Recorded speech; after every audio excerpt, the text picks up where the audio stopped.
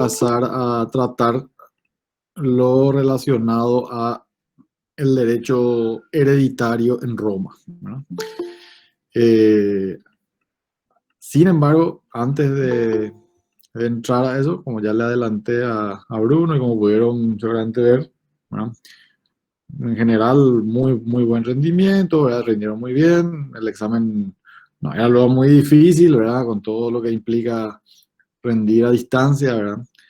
Pero de igual manera, lo importante es que ustedes sientan que están aprendiendo y que si no sienten que están aprendiendo, sigan esforzándose, ¿verdad? Eh, Va a llegar próximamente el examen y qué sé yo, ¿verdad? El segundo parcial, o pues seguramente en el final, y vamos a prepararnos para superar ya este semestre y esperemos que vengan mejores momentos después. Hay gente que se quedó con migraña, pero bueno, es normal, en todo examen ocurre ese tipo de cosas. Bueno, para no perder más tiempo, eh, la idea de tratar la cuestión del derecho hereditario, además de que forma parte de la sucesión lógica de nuestro programa, de desarrollo lógico de nuestro programa, eh, parte de la premisa de que la construcción de nuestro sistema sucesorio tiene muchos puntos en común con el sistema romano, ¿verdad? Eh, a tal punto que eh, hay tantas analogías que se pueden hacer que parece ser que es indiscutible, ¿verdad? Que no solamente constituyó de fuente, sino que muchísimas instituciones de la época romana siguen activas hoy, ¿verdad?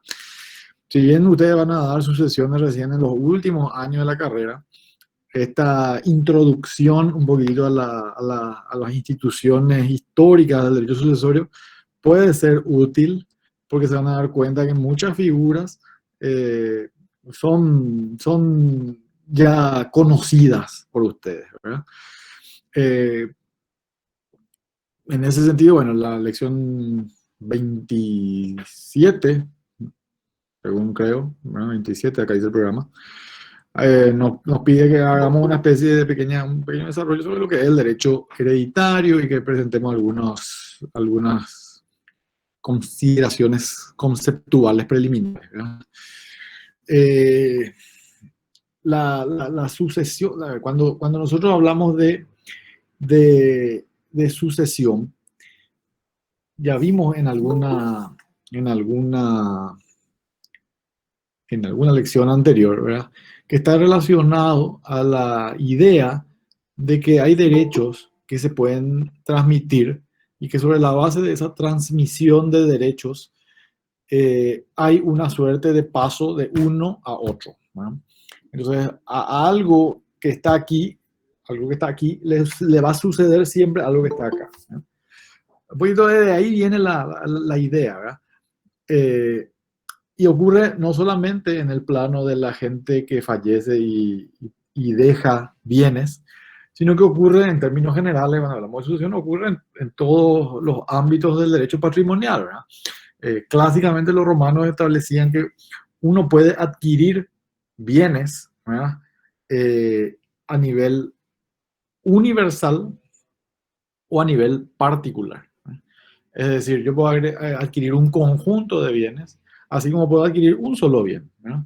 Y esa adquisición también puede ser, ya sea del conjunto o ya sea de la individualidad, puede ser, eh, como ya lo saben, ¿verdad?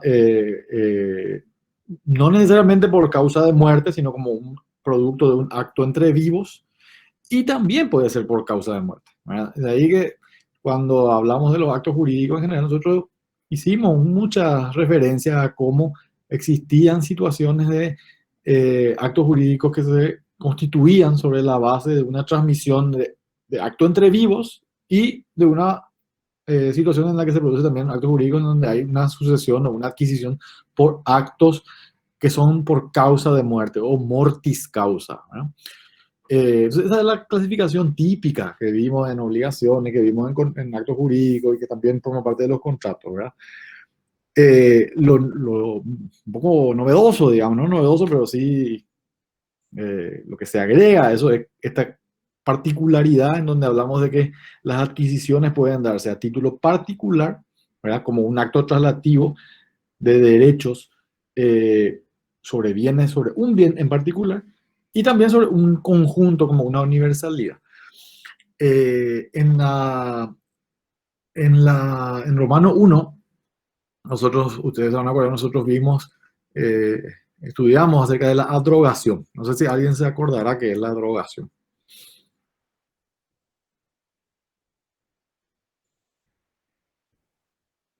Le pongo a prueba para ver si me están escuchando. ¿No? Pues, sí. Eh, en la adrogación, la adrogación es una especie de adopción, ¿verdad? En donde básicamente un sui juris adopta, entre comillas, a otro sui juris, y al adoptarle a ese sui juris, le adopta a toda su familia, que depende de él, ¿verdad? A todos los alieni juris de esa familia. Ese sui juris se convierte en alieni juris, y al convertirse en alieni juris dependiente de otro sui juris, naturalmente eh, ocurre que los bienes que le pertenecían a esta persona adoptada o adrogada o arrogada, como dice el programa en varios lugares, pasan en propiedad a el que le adoptó, el adoptante. Entonces, el adoptante adquiere la universalidad de los bienes que le pertenecía a el adoptado. Entonces, esa es una típica adquisición por acto entre vivos de una universalidad de bienes. Una cuestión similar ocurre cuando hablamos de una adquisición de una universalidad por acto entre vivos, por ejemplo, cuando se subastan los bienes de una persona que se va a la quiebra, ¿verdad? Se vende la totalidad, ¿verdad? O sea, al existir un traspaso del conjunto de los activos que formaban parte del patrimonio, tenemos que se presenta una hipótesis de sucesión a título universal por la universalidad de los bienes, pero por acto entre vivos. La sucesión tiene mucha analogía con esa situación. ¿Por qué? Porque básicamente la persona que fallece, como es lógico, eh, al, al, al, producirse la extinción o al fin de su existencia, eh, deja bienes, en caso que los haya tenido, deja bienes y los deja en un estado digamos, de relativa indeterminación por, por vinculación a los derechos subjetivos vinculados a esos bienes, ¿verdad? Entonces lo que el orden jurídico romano previó era, y no lo inventó, sino que ya recogió básicamente ideas de otros ordenamientos anteriores, era que el momento de la muerte, ¿verdad? Tenía que resolverse, la transmisión del momento de la muerte tenía que resolverse sobre la base de dos criterios fundamentales, ¿verdad? El número uno, que las propias reglas de la comunidad fijen una mecánica de distribución de los bienes, ¿verdad? ¿En base a qué? En base a las prioridades que la propia comunidad establece, ¿verdad? Entonces, si la comunidad dice, a nosotros nos importa que los bienes que dejó el muerto se repartan entre los hijos, pues entonces dirá a los hijos. Si la comunidad por ley establece que en realidad los bienes no tienen que ir a los hijos, tienen que ir a la esposa, pues los bienes van a la esposa. Entonces es el primer criterio, que la comunidad diga cómo vamos a distribuir lo que dejó una persona que murió. El segundo criterio, que también es reconocido legalmente, es el de darle a la persona que murió antes de su fallecimiento, lógicamente, la potestad, la facultad de designar a una persona como aquella que la va a suceder en forma universal, es decir, sobre todos sus bienes, cuando se produzca el hecho de su fallecimiento, ¿verdad? Entonces, ese acto jurídico está destinado a tener un valor y una vigencia jurídica con posterioridad a la muerte del causante. A través de de ese mismo criterio, la ley le reconoce facultades a las personas para determinar que puede haber también algún beneficiado con actos de disposición a título particular. Es decir, yo tengo 3 casas, 2 autos, digamos, ¿verdad? Y un cuadro de Burr, ¿verdad? Acá lo están preguntando. ¿Verdad? Esas son las cosas que yo tengo. Yo decido, antes de morir, que yo quiero que mis 3 casas y mis 2 autos se queden a nombre de mi hijo y de mi esposa, ¿verdad? Y el cuadro de Burr le quiero dar a Adri Cantero, ¿verdad?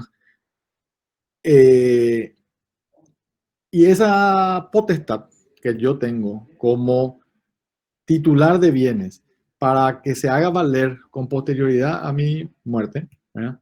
Es una potestad que el ordenamiento reconoce como válida, pero presenta la particularidad de que se genera un desdoblamiento en la transmisión. Por una parte, yo estoy transmitiendo mortis causa la universalidad de mi activo, o sea, el conjunto, sin determinación, ¿verdad? Y por otra parte, estoy realizando también un acto mortis causa, pero a título particular, es decir, sobre un bien en concreto. A este tipo de actos, ustedes saben, le llamamos testamento, ¿verdad? Pero es distinta la categoría en la que ingresa el heredero que la categoría en la que ingresa Adri Cantero, que va a ser en realidad una legataria, va a recibir un legado por consecuencia de un acto de disposición, ¿verdad? Eh, lo novedoso, digamos, del sistema romano es que lo normal es que en la adquisición mortis causa, todos los pueblos de la antigüedad establecían un poquitito que el ordenamiento tenía el privilegio de determinar cuál iba a ser el destino de los bienes. Entonces, lo novedoso, insisto, es que en Roma, en realidad, la concepción de darle a la persona la facultad de testar o de disponer qué va a pasar con sus bienes era algo realmente sorprendente, ¿verdad? No, no era algo usual en ese tiempo, ¿verdad? Y es un poquitito el origen de lo que se conoce como testamentum, ¿verdad? Eh, la, la, la particularidad entonces que tenemos aquí es que la sucesión mortis causa produce 2 vías de transmisión, eh, puede tener 2 objetos determinados, puede tener, perdón, un objeto universal y un objeto determinado, y no solamente depende del ordenamiento jurídico, sino que está condicionado a la voluntad del testador, ¿verdad? Desde que se crea el testamentum como figura que además de permitir la designación de los beneficiarios de la herencia, también dan lugar a que se produzca una sucesión en la universalidad de otros derechos que no necesariamente son la herencia, ¿verdad? Entonces, vamos a ir entrando en ese tipo de cosas en breve, ¿verdad? Pero esa es la primera cuestión importante, ¿verdad? Entonces, cuando nosotros vemos hoy nuestro código civil y nuestro código procesal civil, nosotros nos encontramos que tenemos capítulos bien diferenciados para distinguir que por una parte existe un régimen de sucesión intestada, que es la fijada por la ley, en la que la ley distribuye los bienes según lo que la comunidad considera justo, ¿verdad? Y un criterio de distribución testamentaria, una sucesión testamentaria, ¿verdad? En donde básicamente lo que se prioriza es lo que quiere el testador, ¿verdad? Eh, la, la posibilidad de testar la institución de un heredero por testamento no está relacionada al vínculo de parentesco, ¿verdad? Sino a la estricta decisión del testador, ¿verdad? Bueno, después la otra cuestión que nos pide acá el programa, ¿verdad? Dice terminología, bueno, sucesión mortis causa en Roma, ¿no? Después hablamos de la responsabilidad ultra vires hereditaria, dice el programa, ¿no? Para comprender un poquitito acerca de, antes de pasar y va a detener un poquitito en lo que tiene que ver con la terminología, que es siempre útil saber, ¿verdad? Y después vamos a pasar a la responsabilidad ultravires. Los dos tipos de sucesiones mortis causa, tanto universales como particulares, reconocen algunos conceptos que son interesantes profundizar, ¿verdad? Por una parte tenemos a la idea o a la noción de la palabra hereditas. Hereditas. Hereditas está asociado a la idea de la herencia, ¿verdad? ¿Qué significa hereditas? Hereditas para los romanos tenía dos significados, ¿verdad? Y ambos están relacionados a la sucesión de un sujeto, ¿verdad? Y a la vez están relacionadas a la idea de expresar eh, cómo alguien puede sucederle a otra persona, ¿no? Y de ahí proviene otra vez lo que la propia consideración de la noción de heredero, ¿verdad? ¿Qué significa heredita? Heredita es para los romanos eh, un complejo un complejo patrimonial, ¿verdad? Un conjunto patrimonial que da lugar al entendimiento de una unidad corporal, ¿verdad? Y jurídica, o sea, material y jurídica, que es lo que es el conjunto de todos los aspectos de valor que le pertenecían a una persona, ¿verdad? Entonces la herencia es la hereditas, ¿verdad? Y la persona que va a recibir el beneficio de adquirir la hereditas a título universal es el eres, o sea, el heredero. También se habla de hereditas como el derecho que tiene el heredero a recibir ese conjunto. Eh,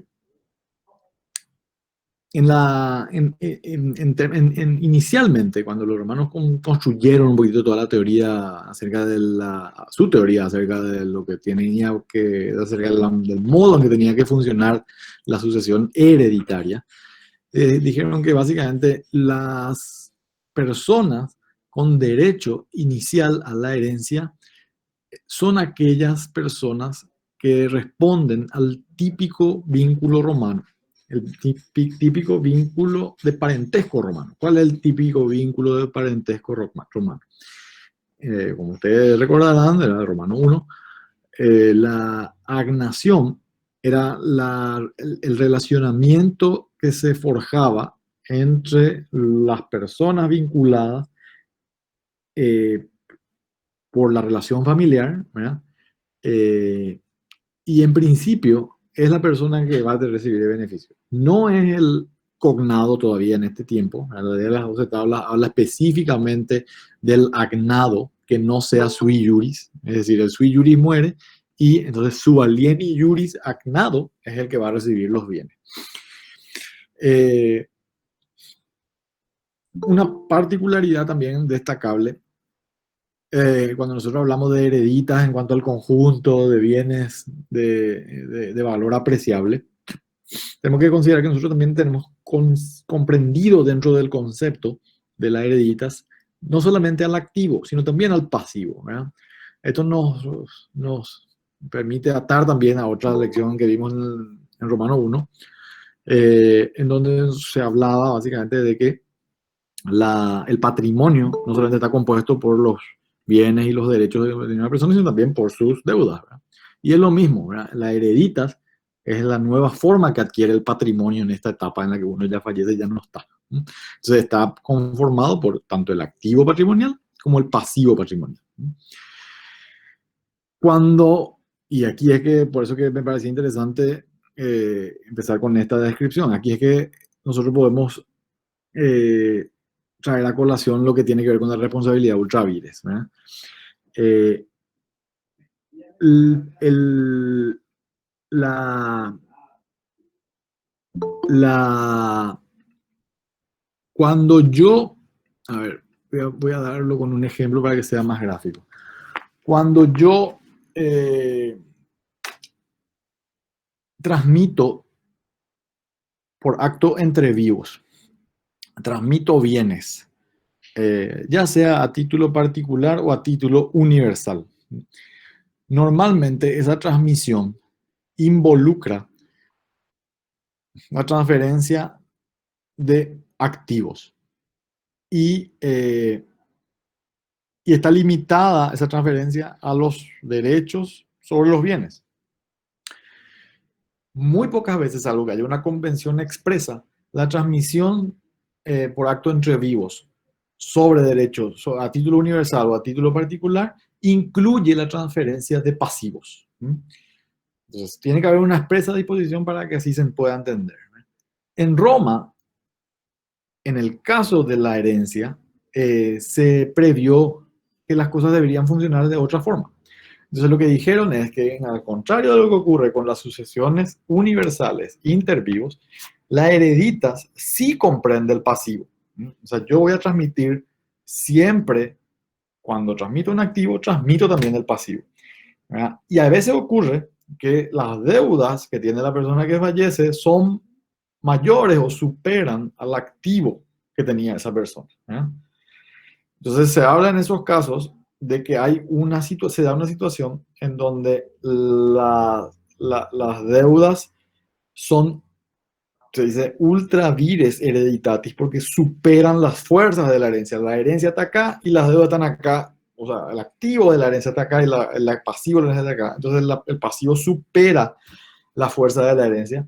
Y entonces la herencia se considera dañina o peligrosa o dañosa o perjudicial, ¿verdad? Y ahí es donde se le da otra vez al heredero la potestad de decir, no, esa herencia yo no quiero porque es una herencia que me perjudica, ¿verdad? O puede decir, yo voy a honrar el nombre de la persona que me designó heredero, voy a pagar la herencia, las deudas de la herencia con mi plata y voy a dejar bien parada la dignidad familiar, por decirlo de alguna forma, ¿verdad? Esa es una situación que realmente no se da mucho hoy por hoy, pero esos mismos conceptos siguen activos hasta el día de hoy en nuestro código. Eh,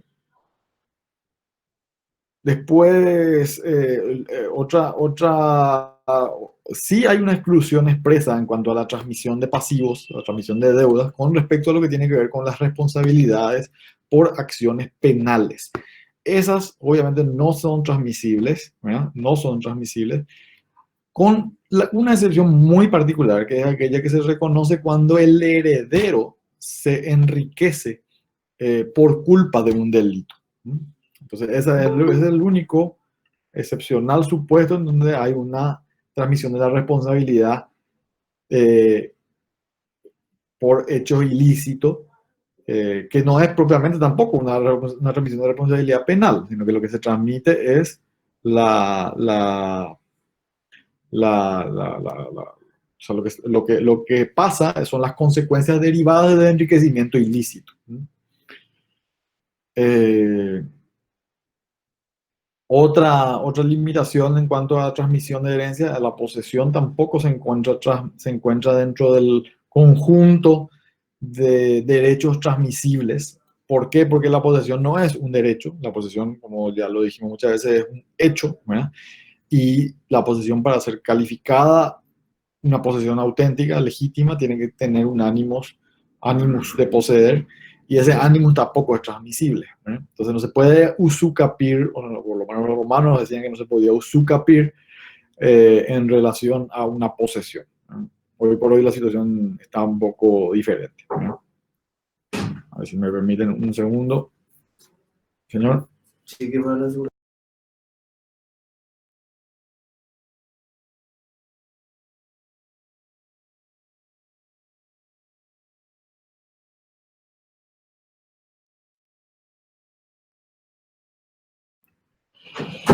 Bueno, disculpen, continuamos. Eh, la les estaba diciendo yo que básicamente que la posesión no formaba parte del activo sucesorio, digamos, ¿no?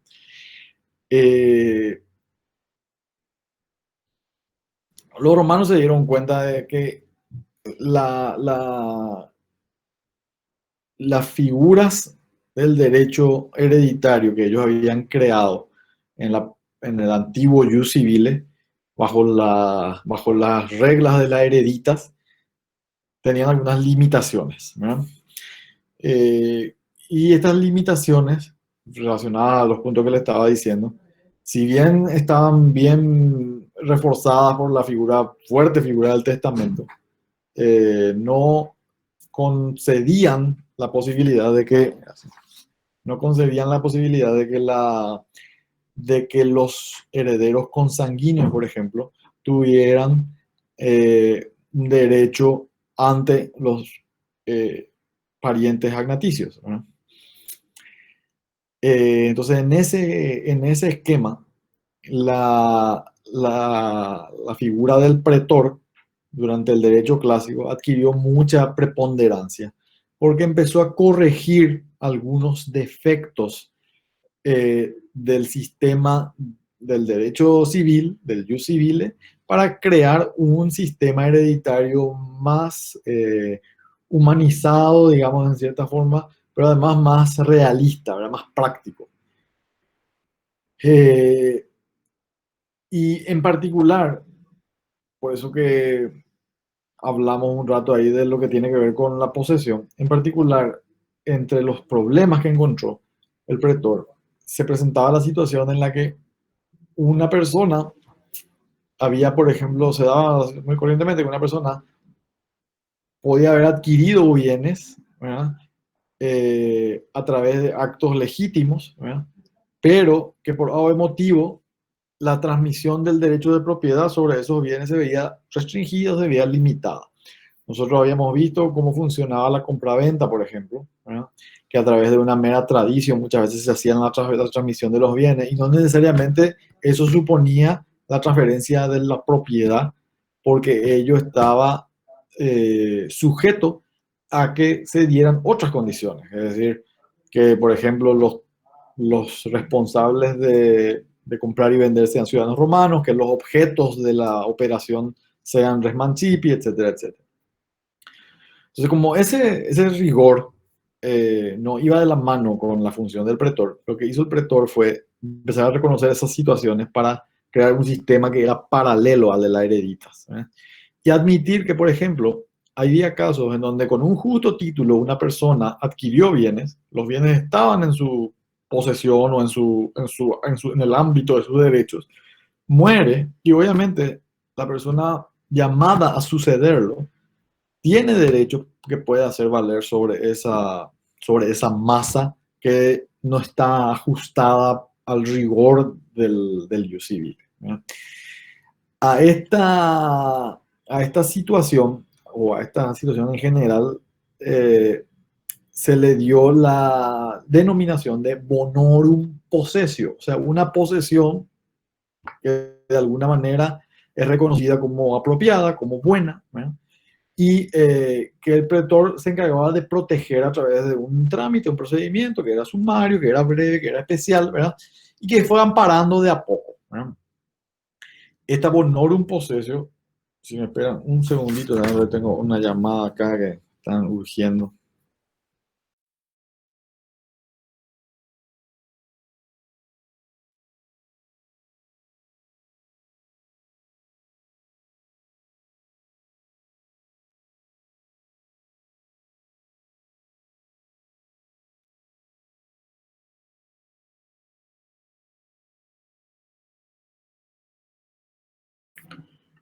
Bueno, disculpen de nuevo. Bueno, entonces tenemos un sistema nuevo que se crea, ¿verdad? Bonorum possessio. Además de las hereditas, que es propia del jus civil, que tiene un régimen mucho más estricto, mucho más riguroso, aparece ahora entonces un sistema paralelo, que es de la bonorum possessio, que es para corregir todas las deficiencias que el jus civile no quiere reconocer, ¿no? Si yo adquirí bienes, como les iba diciendo, en condiciones que no eran propias del jus civile, pero eran bienes míos, yo tenía que pedir una protección de un pretor para que a través de su edicto validara la transmisión de ciertos bienes o de la masa completa que constituía la universalidad de cosas y derechos de la persona que falleció, Y el pretor otorgaba un edicto de bonorum possessio para reconocer mi mejor derecho sobre esos bienes, ¿verdad? Con el tiempo, a partir de ese edicto, con el tiempo, yo como heredero podía solicitar una usucapio hereditatis, que es una usucapión para hacerme propietario mediante el ejercicio de acciones útiles también que daban lugar a que yo pueda de repente reclamar créditos o hacer efectivos otros derechos que no encuadraban en el jus civil. Entonces, un poco así, ¿verdad? Obviamente que si yo no era ciudadano romano, yo tenía la posibilidad de pedir una honorum possession para que los bienes que estaban en mi activo, o los bienes que estaban en activo de la persona que falleció, pasen a mí. Varios nombres le dieron los romanos también a la figura del causante. Para los romanos, por ejemplo, el causante, es decir, el que falleció también merecía el nombre de cuius, ¿verdad? Que hace un poco la idea de que los bienes correspondían a un autor que ya no existía, ¿no? Eh, el, el, el pretor entonces lo que hace básicamente es reconocer un derecho a la herencia a alguien que por vía del jus civile no podría tener derecho a la herencia, ¿no? Por eso de ahí que la importancia la importancia del laborum possessio fue trascendiendo, a tal punto que como casi todas las instituciones romanas se convirtió en el método típico de transmitir derechos y obligaciones en el ámbito de la sucesión, en el ámbito de la sucesión mortis causa. Eh, el proceso fue lento, lógicamente, ¿verdad? Al comienzo, la bonorum possessio era simplemente una institución que servía para confirmar el derecho o corregir el jus civile, ¿verdad? Pero su evolución dio lugar a que no solamente podía ser invocado de acuerdo al jus civile, permitió eventualmente que los herederos cognados, o sea, los herederos de sangre, tengan prioridad por sobre los herederos agnaticios, ¿no? eh, el pretor terminó dando, por ejemplo, bonorum possessio a personas que eran instituidas herederas por actos testamentarios que, según el jus civile, no hubiesen sido válidos, ¿verdad? Ustedes vamos a ver en su momento cómo la producción de un testamento es un acto sumamente formal, más que formal, sumamente solemne, y cualquier error en su formación da lugar a la invalidez. Entonces, si yo pretendo hacer valer un testamento con un mínimo error en su formación, el jus civile me va a decir que no. Entonces, la honorum possessio permitía reconocer derechos a partir de testamentos que tenían, que no estaban plenamente ajustados al sistema del jus civile.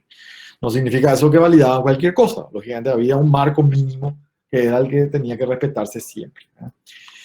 Eh, y bueno, y un poco sobre la base de lo que les vengo diciendo, la bonorum possessio terminó siendo, en definitiva, el modo típico de adquirir bienes a través de sucesión mortis causa, desplazando incluso a la hereditas como forma típica del jus civil. Eh, bueno, ¿en qué momento ocurre esta situación en donde la honorum possessio supera al jus civile? Básicamente es ya de tiempo de la época postclásica, ¿verdad? Cuando se termina confundiendo ya el jus civile, no, nunca desaparece el jus civile, pero sí se termina confundiendo y se unifica el régimen porque de lo que hablamos acá es algo muy sencillo. Se terminó unificando a través de este sistema de la confusión del jus civile y del derecho pretoriano, se unifican las figuras de la propiedad quiritaria con la figura de la propiedad bonitaria, ¿no? La bonorum possessio está asociada a la propiedad bonitaria y la propiedad quiritaria está asociada al jus civile. Como todo forma parte de un todo, ¿verdad? Y la propiedad es una sola, entonces lógicamente lo que termina ocurriendo es que se crea también un sistema único de adquisición de bienes por causa de muerte, ¿no? Que es la que de alguna manera y con algunos ajustes nos llega nos llega al día de hoy. Eh, para, para ir un poquitito cerrando, lo que quiero tocar brevemente ahora lo que tiene que ver con los testamentos, ¿verdad? Esto es una lección relativamente sencilla, y sobre todo va a servir para poder comprender, ¿verdad?, cuál es la relevancia de la sucesión testamentaria, ¿verdad? En Roma la sucesión por testamento era preeminente a la sucesión ab intestato, como le llamamos, ¿verdad?, como se llama hasta hoy, ¿verdad? ¿Qué significa eso? Que lo normal era hacer un testamento, ¿verdad? Entre, y si alguien dejó un testamento y en ese testamento se estipuló que se dejaba bienes a alguien que no tenía derecho a la herencia según las leyes, se daba prioridad al testamento. ¿Mm? O sea, se prioriza siempre el testamento, se prioriza siempre la voluntad del testador, ¿no? Eh, entonces, al validar la voluntad del muerto, digamos, por decirlo de alguna forma, lo que se hace es priorizar su decisión, ¿verdad? La, la forma en la que se expresa esa decisión es este testamento, del cual hablamos, que es un acto solemne, y esta misma idea, esta misma premisa rige al día de hoy, con la diferencia de que hoy por hoy, por otras cosas que vamos a ver después, nadie hace testamento, ¿verdad? O sea, hoy por hoy nosotros tenemos un régimen testamentario y un régimen intestamentario o ab intestato. Pero si vemos un juicio de sucesión, vamos a darnos cuenta que lo primero que un juez tiene que ordenar, lo primero que un juez tiene que ordenar es verificar si la persona que falleció dejó o no un testamento registrado, si dejó o no inscripto un testamento.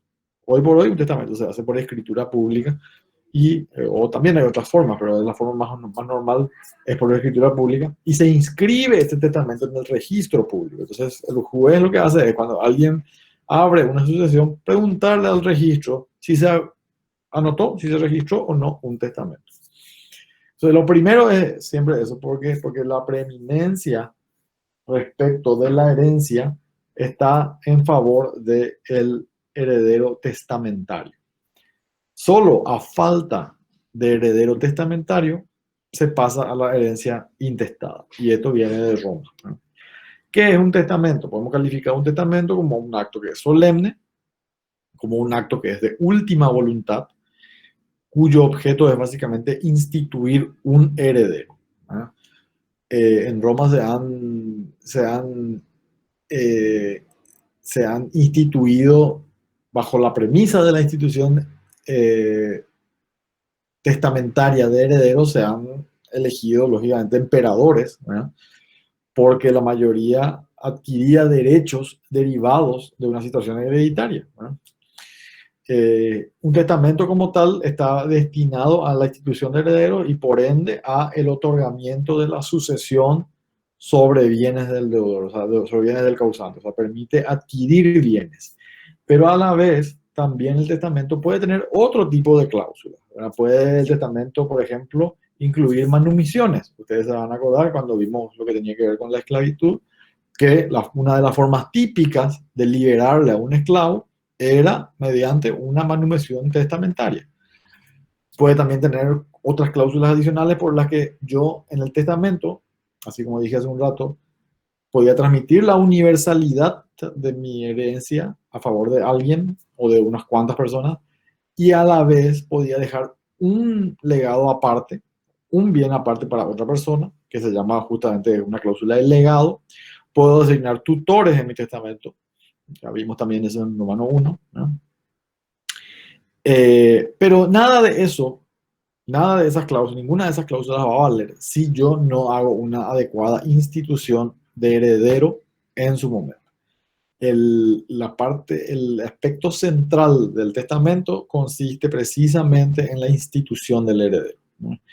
Y a tal punto es relevante esa institución que para Gallo, la institución de heredero en el testamento es el corazón del acto, la cabeza y el fundamento del testamento. Si no hay una adecuada institución de heredero, heredis institutio, entonces tenemos que el testamento no vale, ¿no?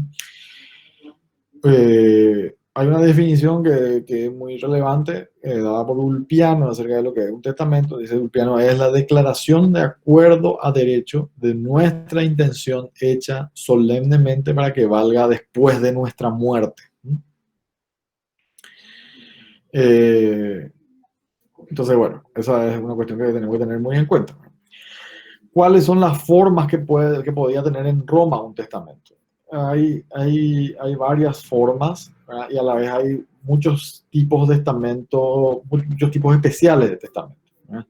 Así como no cualquiera puede testar, su régimen de invalidez es bastante riguroso, como le dije hace un rato, ¿verdad? La primera forma, la típica, la primera típica, digamos, la más por antigua, por histórica, ¿verdad? Se llamaba Testamentum Calatis Comiti.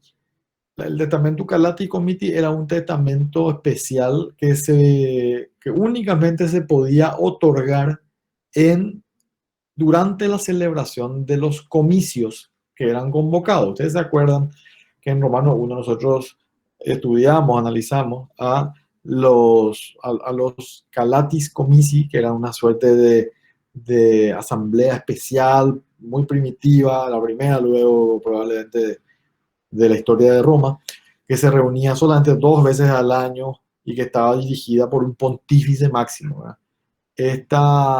Esta Calatis Comici era una, una asamblea con un tinte más religioso que político, ¿verdad? Eh,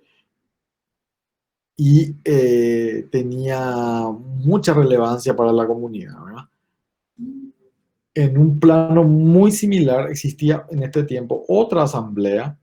Esta otra asamblea era una que tenía un enfoque más militar, se llamaba Asamblea Improcinto. Entonces tenemos dos asambleas, dos eventos en donde se reunía la comunidad, o sea, los pater familia de la comunidad. Una estaba a cargo del pontífice, otra estaba a cargo de la máxima autoridad militar, ¿verdad? Y en estos actos se validaban los testamentos que hacían las personas, ¿verdad? ¿Por qué en estos actos? Porque como la sociedad romana primitiva en ese tiempo era pequeña, digamos, todos se conocían, ¿verdad? Entonces la propia sociedad tenía que reconocer las decisiones de las personas más importantes de la comunidad en función de saber quién iba a suceder o quién iba a heredar el rol de pater familia que tenía la persona que eventualmente iba a fallecer, ¿verdad? Entonces, ¿por qué? Porque evidentemente no se trata simplemente en este tiempo de la herencia de una forma de transmitir bienes, sino que fundamentalmente es una vía de transmitir una condición, una aptitud, un liderazgo, ¿verdad? Entonces se transmite mucho más que bienes. Eh, entonces, esa es una primera forma. Únicamente entonces los testamentos se podían realizar en esas asambleas, ¿verdad? Eh, Servían para asegurar la continuidad de la familia y para asegurar que los bienes, en principio, también continúen en la familia, ¿verdad? Eh, Cuando va decayendo, a ver, Roma se va ampliando, se va haciendo más grande, va apareciendo, la comunidad se va agrandando, ¿verdad? Y aparecen otras formas de testar, ¿verdad? Ya con un enfoque mucho más patrimonial, ¿verdad? Ya no tanto de liderazgo comunitario, ¿verdad? El primero de estos testamentos se llama Testamentum per ast est libram, ¿verdad? Así como todos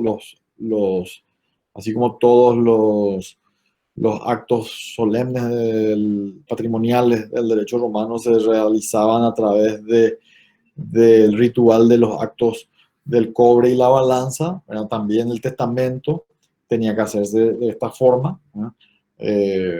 Traigo a colación la emancipación como lo típico, ¿verdad? Una emancipación que se hacía en todos los casos bajo este régimen particular, ¿verdad?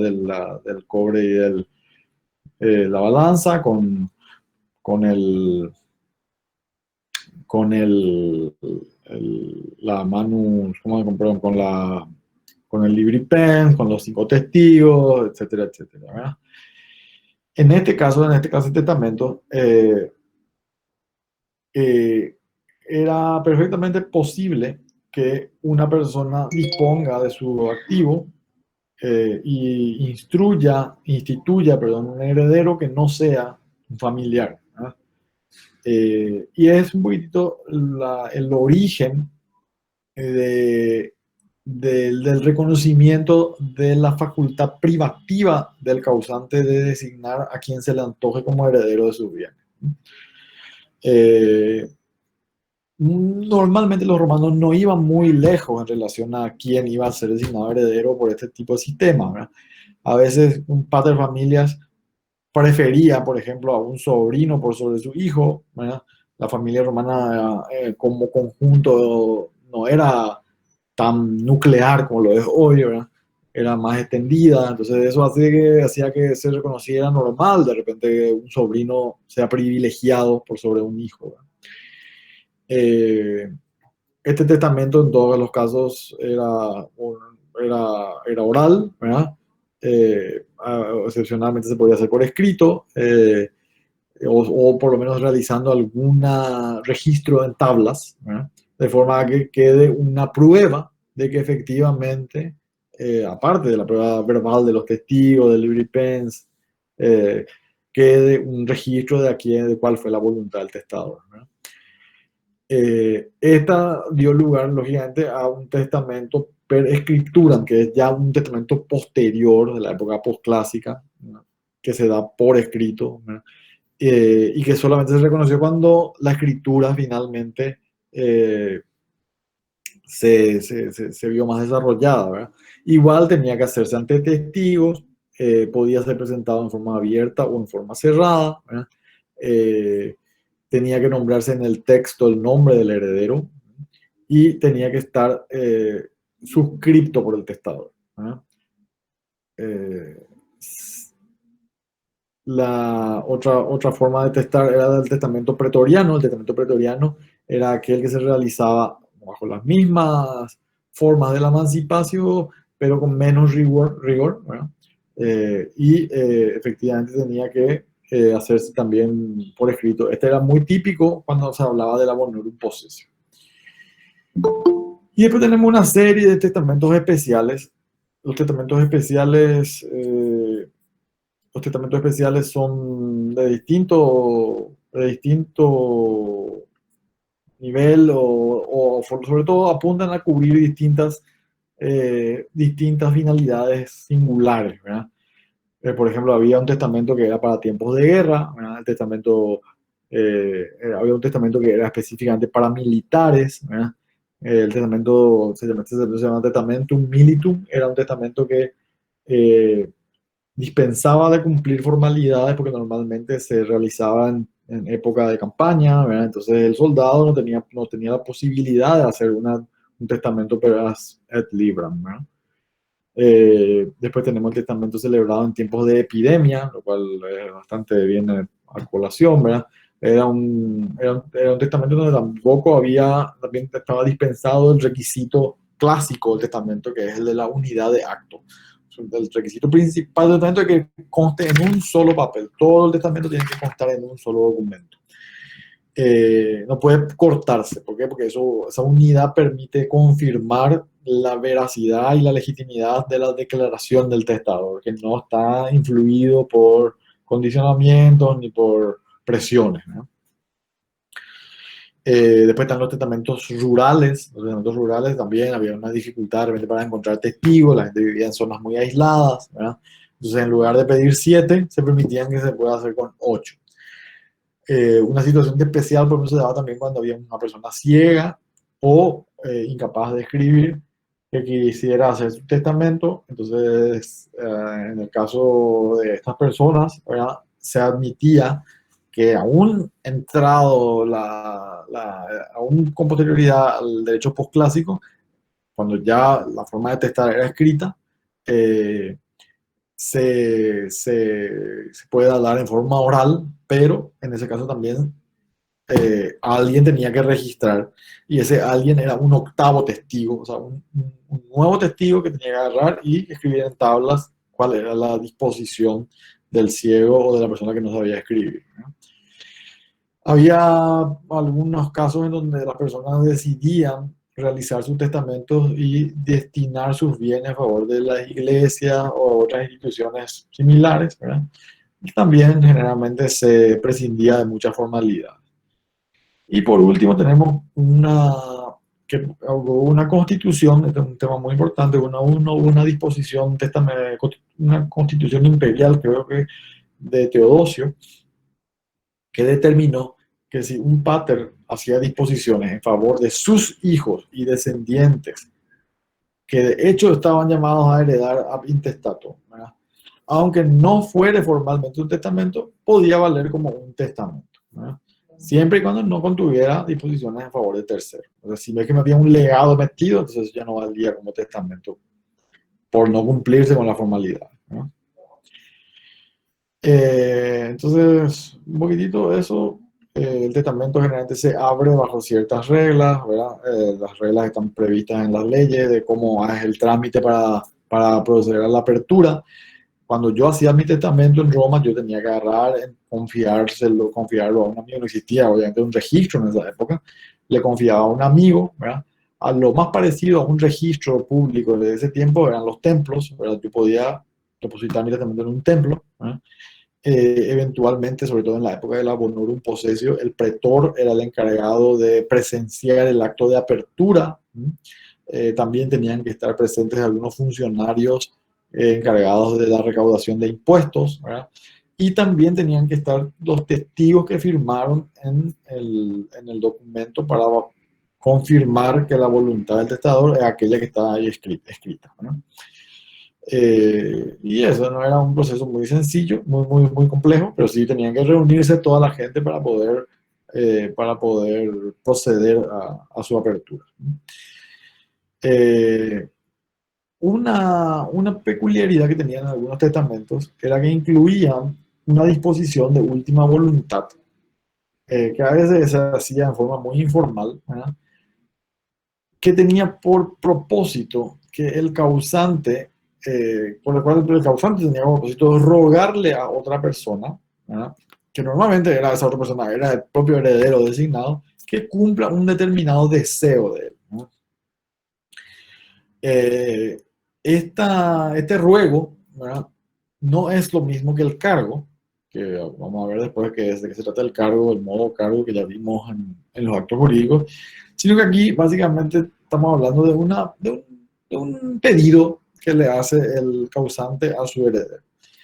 Este pedido recibía, básicamente en un principio no tenía ninguna fuerza de exigibilidad, era meramente un deseo que podía no ser cumplido por el heredero, hasta que con el tiempo se validó como un acto de cumplimiento forzoso, ¿no? Y recibió el nombre finalmente de codicilo o códex. Era una especie de acto de disposición de voluntad de cumplimiento compulsivo, ¿no? Para el heredero. No estaba sujeto a formas, insisto, ¿verdad? Y finalmente era considerado un negocio mortis causa.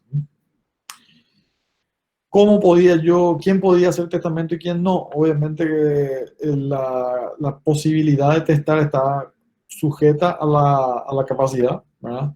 El jus testamenti factio es ese derecho que tiene una persona romana de disponer de sus bienes en forma libre, ¿no? Pero también ese mismo derecho tiene que ser el derecho que tiene el heredero y tiene que ser el mismo derecho que tiene el legatario de recibir un bien en legado. No cualquiera entonces podía ser instituido heredero, sino que tenía que ser una persona con el jus testamenti factio pasiva, ¿no? Entonces, así como alguien tiene que testar, alguien tiene que recibir, y ambos tienen que estar en el mismo nivel en relación a su capacidad jurídica para recibir por testamento y dar por testamento.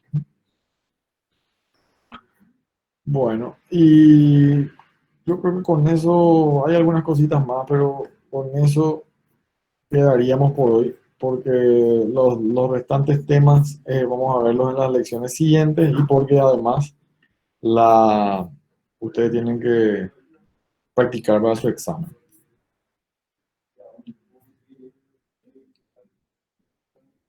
No sé si hay alguna duda, alguna pregunta, algo.